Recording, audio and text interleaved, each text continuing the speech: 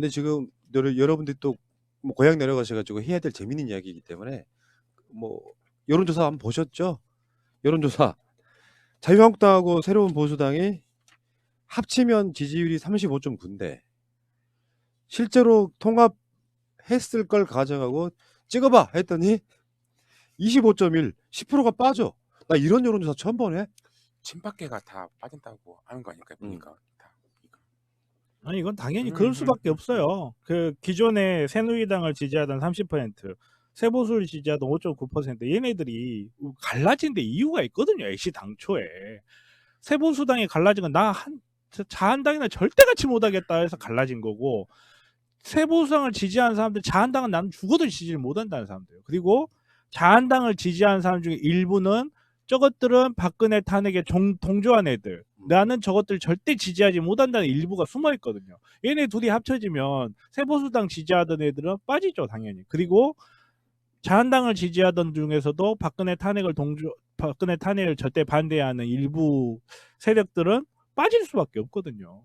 이 결과는 너무나 당연히 예측이 된 결과예요. 그러니까 태극기 집회에 그 참여하는 일부 한 5%에서 10% 정도로 추정되는 그 일부 극단적인 세력들을 제외하면 나머지 그나마 좀 정상적으로 생각하는 자유한국당 지지자들 있죠. 이 설문조사에 응답을 했을 거라고 추정되는 그분들은 일종의 정신적인 분열 상태를 겪고 있는 거예요.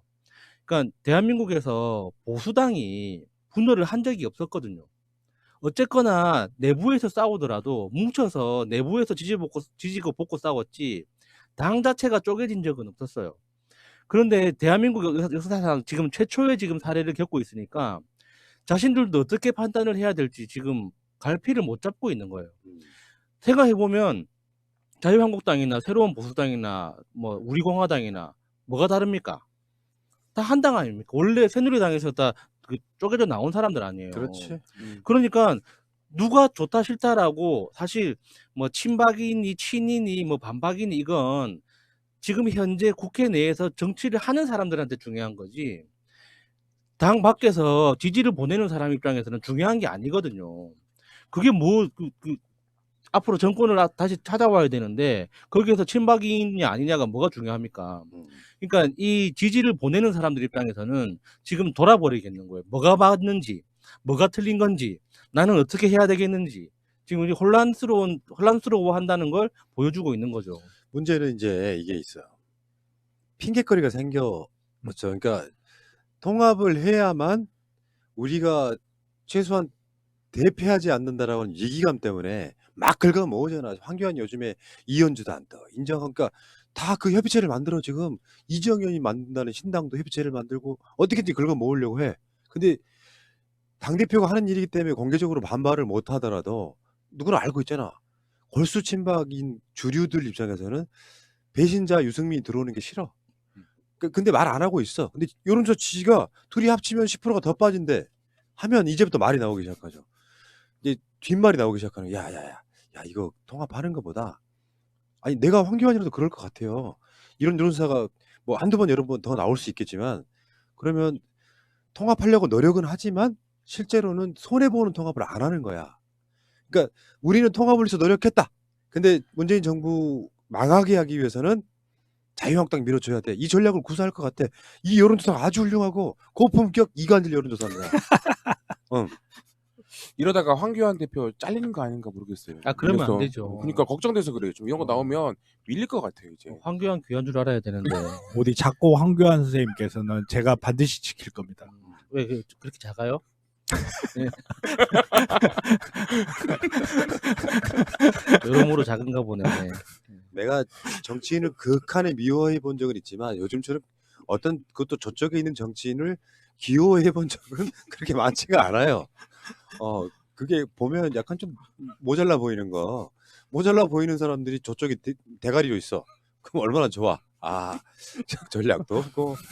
이따가 그 이야기 다시 나오겠습니다만 참 언어 선택 정말 훌륭하시고요.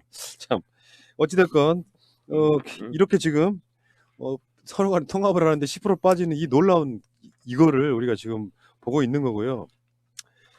자, 그 가운데 어쨌건 자유한국당은 이러면서도 하나만 택해야 된다니까. 왜 하나만 택해야 되냐면 컨셉이 확실해야 돼. 그러니까 새로운 보수당이 의원 숫자가 많으니까 일단 큰 줄기 하나 가져오고 정반대 쪽에 있는 놈 하나를 데리고 오려고 하는데 그럼 막 선택을 해야 될 거 아니야. 이게 가장 나쁘고 치명적인 거라고 생각해요. 내가 당대표라면 컨셉을 확실히 갖고 가야 되는 거야. 그러니까 이것저것 다 긁어 모아가지고 다 데리고 가려고 하면 오히려 부작용이 나. 그러니까 가장 최선인 거 하나를 컨셉을 잡고 선거 때까지 그걸 국민들로부터 지지받기 위한 그런 컨셉으로 가야 되는데 새로운 보수당하고 서로 통합하겠다고 하면서도 우리 공화당을 또 끌어들이려고 해. 그러면 이제 이게 소위 말하면 이게 아사리판 나는 거야. 그러니까 황교안이 그 어렸을 때부터 이제 성장하는 과정에서 지실력으로 지가 공부 잘해가지고 성적 잘 받아서 전교 1등하고 지가 공부 잘해서 사법고시 합격하고 지가 잘해서 뭐 검찰총장이 아니구나 고검장, 고검장이죠, 고검장. 그 네. 법무부 장관까지 하고 이렇게 자기 머릿속으로 생각하고 있을 거 아니에요. 그러니까 지는 다 할 수 있다고 생각하는 거예요. 그런데 영화 타짜를 다시 한번 이렇게 보기를 제가 권하는데 딴 돈의 반만 가져가야 돼요. 딴 돈을 다 가져가면 뒤통수 맞아요. 칼 맞아요. 그러니까 자기가 자유한국당 대표라고 해서 공천권을 100%다 내가 쓰겠다 그러면 안 통합니다. 통합을 하려면 가격표를 정확하게 내야 돼요. 나는 절반만 먹을 테니까 나머지 절반으로 협상을 해보자. 그러면 새로운 보수당은 몇 개를 가져갈래? 우리 공화당은 몇 개를 가져갈래? 이은주는 몇 개를 가져갈래? 이렇게 서로 협상해서 오케이 파이팅 하자 이렇게 해서 뭉쳐야지. 네가 7석이 있으니까 너는 7장만 줄게. 너는 2석이 있으니까 너는 2장만 줄게. 그러면은 그걸 제한받는 입장에서는 사람 뭘로 보고 이거 이렇게 되는 아니 거거든요. 자유한국당은 그럼 109석인가밖에 안 되잖아. 그러면 그거 가져가고 나머지 어떻게 할 거냐고. 아니 그러니까 그래도 황교안 입장에서는 남는 장사거든요. 결국에는 그럼. 자기 사람은 50%나 꽂을 수 있기 때문에 손해볼 거 하나도 없단 말이죠. 근데 그 절반만 먹어도 된다는 그 그릇이 없다 보니까 아까워가지고 그 한 석을 못 내주고 있는 거예요. 어쨌거나 그 작고라는 이름이 참 적당하네요. 여러모로 작다는 뜻이니까. 아무튼 우리 작고 선생님께서 그 덕분에 우리 공화당도 분열하고 있잖아요. 참. 그러니까 딱 그 상황인 것 같아요. 뭐 언론들은 보수 통합이 되라 하는 그 헤드라인이 있어요. 느낌적으로. 이제 막 급물살 이렇게 표현한 건 다 그거야. 막 빨리빨리 됐으면 좋겠다고 애가 탄 거야. 기자 입장에서. 그런 거는 그렇게 받아들이시면 되고요. 근데 현실은 녹록하지가 않다는 거지. 서로 협의체가 만들어진다고 보수 통합이 돼? 안 돼. 가장 중요한 건 제일 중요한 것 인간의 본성이기도 하고 지분 나눠 먹기가 안 되는데 그게 쉽게 되겠냐고요. 그러니까 내가 솔직히 말씀드리면 황교안 스텝에서 머리가 있다면 최대한 노력하는 것처럼 신용만 하면 돼요. 결국은 깨진다고. 깨지면서 그래도 큰 집으로 모여야지 하는 그 여론을 만들어내려고 노력할 거예요. 근데 결국에는 뭐 지금 자유한국당은 전체적 큰 틀에서 보면 총선 대패의 길로 가고 있다 이렇게 봅니다. 이 이야기를 여러분들은 고향 가셔서 열심히 퍼뜨려 주세요. 저도 4월 16일 날 황교안 대표가 해외로 갈 수 있다고 생각해요. 그러니까 그 안철수 대표가 왔잖아요. 왔을 때 인사말이 정치 초년생이 될 때 자기가 아무것도 몰랐다.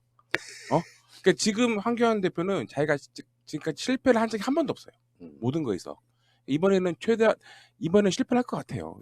그 4월 16일 날 깨닫고 누구같이 또 미국이나 그걸로 가지 않을까라는 글쎄요. 그러니까 생각이 들어요. 이 저는요. 황교안은 네. 어떤 일이 있어도 한국을 떠나지 않을 것 같은 느낌이 드는 게 황교안의 하느님은 한국 사람이거든요. 그러니까 그 영빨은 한국을 벗어나면 안 먹혀. 그래서 불안해가지고 하느님과 계속 이렇게 소통하려면 한국 안에 있어야 되는 같이 거예요. 갈 수도 있잖아요. 아니 뭐 패스트트랙 문제 때문에 재판도 받으셔야 되고 앞으로도 재판하실 거 좀 생기실 것 같기도 하고 그래서 이렇게 우리 작고 선생님께서는 쉽게 밖에 나가시기도 쉽지 않으실 거예요. 나가시기 출국 금지. 출국 금지 해야죠. 자, 자유한국당이 새로운 보수당과 합쳤을 때 지지율이 10%가 빠지더라. 난 그거 보고 있으면서 야, 이건 참 국민은 참 현명하신 분들이 그러구나. 그럴 것 같아요. 그러니까 자유한국당 지금 현재 자유한국당이 바라보는 민주당보다 자유한국당 핵심들은 유승민을 더 싫어하는 거예요. 문 대통령보다. 쟤들 받아들이면 난 이 당 안 찍을래. 그런 사람들이 있는 거예요. 그 이야기 보니까 60대 이상에서 지지율이 빠지는 거 보니까 그런 거더만. 60대 이상에서 지지율이 새로운 보수당 유승민 받아들이는 경우는 그러니까 원래 자유한국당 지지율이 40.2%였는데 새로운 보수당 받아들여서 합당을 하면 28.7로 떨어집니다. 이건 버린 거네요. 버린 자식. 이 간극을 좁히는 건 어마어마하게 어려울 거라고 생각해요. 유승민은 그냥 자유한국당에 개인적으로라도 들어가도 넌 떨어진다고 봐요. 개인적으로 들어가도. 그러니까 한번 굶으셔야 돼요. 요게 있잖아요. 아까 컨셉 확실히란 말 있지. 유승민이 조금이라도 정치적으로 크고 싶다면 이번 총선 굶는 한이 있더라도 자기가 주장하는 바를 계속해서 외쳐야 돼. 보수가 건강해야 되고 건전해야 되고 이 보수를 계속 외쳐야 돼. 그래야 국민들이 그나마 알아주는 거죠. 예를 들어서 총선 통해 가지고 자유한국당이 상당 폭삭 주저앉아요. 황교안이가 지금 나가리가 돼요. 그럼 사실상 대안이 없는 상태에서 그때서야 자유한국당 같은 소위 말하면 보수 찌끄러기들이 새로운 보수 재건 들고 나올 거야. 국회 로테현더홀 같은 데서 큰절하고 그럴 때 자기가 나설 수 있는 그 포지션이 생기는 건데 지금에 와가지고 박근혜 사면을 해야 된다라고 지금 외쳐. 유승민 실제로 그러고 있잖아요. 탄핵시키고 감옥에 집어넣었을 때 대부분의 사람들은 두 가지로 생각해요. 유승민 집어넣었다고 생각하는 사람들이 훨씬 많아. 이 상황을 돌파를 하기 위해서는 유승민이 이런 식으로 전략을 짜면 안 되는 거예요. 왜 안 되는 줄 아세요? 한 번 국회의원을 굶으면 정치 생명 끝난다고 생각하는 거야. 그것 때문에 그런 식으로 자기 정치적 소신을 버려버리는 거예요. 실제로 그런 공포심이 있죠. 원숭이가 나무에서 떨어져도 원숭이지만 사람이 선거에서 떨어지면 사람이 아니라고. 그러니까 선거에서 떨어졌을 때 그 바뀌는 그 생활의 변화, 그 사회적 위치의 변화에 대해서 굉장히 큰 공포심을 가지고 있어요. 상당수 정치인들이. 그러니까 이런 것들을 좀 극복해내야 되는데 제가 그래서 강기정 의원님을 존경한다고 내가 또 한 번 이야기를 하지만 정말 훌륭하신 분입니다. 왜? 그러니까 공천에서 그 못 받았잖아요. 김종인이가 컷오프 예, 컷오프 해가지고 그래서 바로 그 일반 시민으로서 스스로의 자기 생활을 굉장히 성실하게 잘 챙기셨어요. 네. 대부분 정치인들이 이 멘붕이 와가지고 입원을 한다든지 건강이 안 좋아진다든지 하는 그런 부작용이 생기거든요. 근데 강기정 의원님은 굉장히 건강하게 지내셨어요. 그래서 그걸 보면서 정말 대단한 사람이라고 생각했거든요. 그리고 나서 새날에 나오셨지. 그렇죠. 고정 패널로. 예. 그리고 묵묵히 또 뭔가 하다 보니까 또 청와대로 가잖아. 인생 그런 거요. 자, 알겠습니다. 어쨌건 정말 이건 코미디보다 더 코미디스러운. 이따 이야기 좀 더 할게요.